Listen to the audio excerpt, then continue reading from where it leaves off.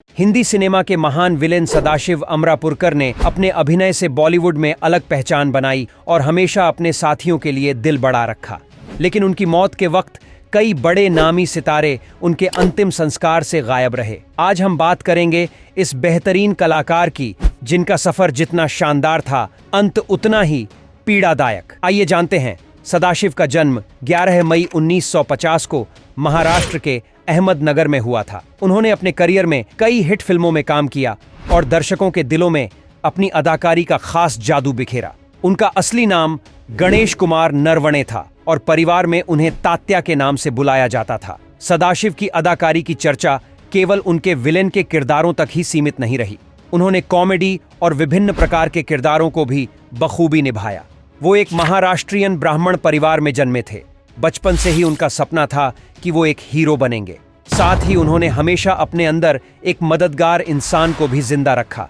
फिल्मों में आने से पहले सदाशिव ने करीब 50 मराठी नाटकों में काम किया था। उनका फिल्मों में आने का किस्सा भी बड़ा ही रोचक रहा। छोटी उम्र में ही उन्होंने थिएटर करना शुरू कर दिया था। एक ओर वो थिएटर करते हैं और दूसरी ओर पैसे कमाने के लिए नासिक की गलियों में ऑटो चलाया करते हैं। खैर, ये बात तब की है जब एक बार इंडियन नेशनल थिएटर में उनका नाटक चल रहा था। उस नाटक को देख रहे प्रसिद्ध फिल्म निर्देशक गोविंद निहलानी को उनकी एक्टिंग इतनी पसंद आ गई कि उन्होंने सदाशिव को अपनी फिल्म अर्ध सत्य में रमा शेट्टी का किरदार निभाने का ऑफर दे दिया।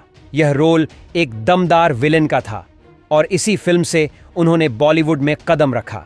फिल्म में उनकी एक्टिंग इतनी शानदार थी कि इसके लिए उन्हें फिल्म फेयर का अवार्ड तक मिल गया। इस तरह उनकी पहली फिल्म से ही उन्होंने अपनी पहचान बना ली और इसके बाद उन्होंने फिल्म सड़क में एक किन्नर का किरदार निभाया, जिसे खूब सराहा गया। इस बेजोड़ किरदार के लिए भी उन्हें फिल्म फेयर अवार्ड मिला। इसके बाद सदाशिव ने अपने करियर में हिंदी सिनेमा के कई बड़े सितारों के साथ काम किया, चाहे वो अमिताभ बच्चन हों, धर्मेंद्र हों, संजय दत्त हों, आमिर खान हों या फिर सलमान खान या गोविंदा। उन्होंने हर बड़े अभिनेता के साथ अपनी अदाकारी का लोहा मनवाया। कहा जाता है कि सुपरस्टार धर्मेंद्र तो सदाशिव की एक्टिंग के इतने बड़े फैन थे कि उन्होंने अपनी हर फिल्म में सदाशिव को विलेन के तौर पर देखना चाहा।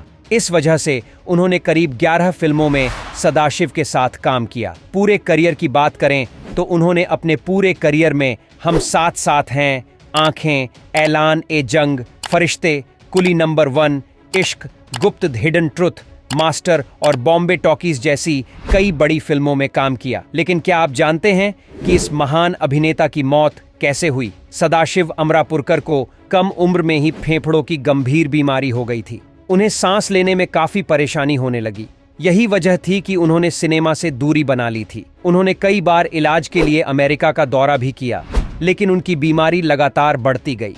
साल 2014 उनके लिए बहुत खराब साबित हुआ। उनकी तबीयत बिगड़ने पर उन्हें अस्पताल में भर्ती किया गया।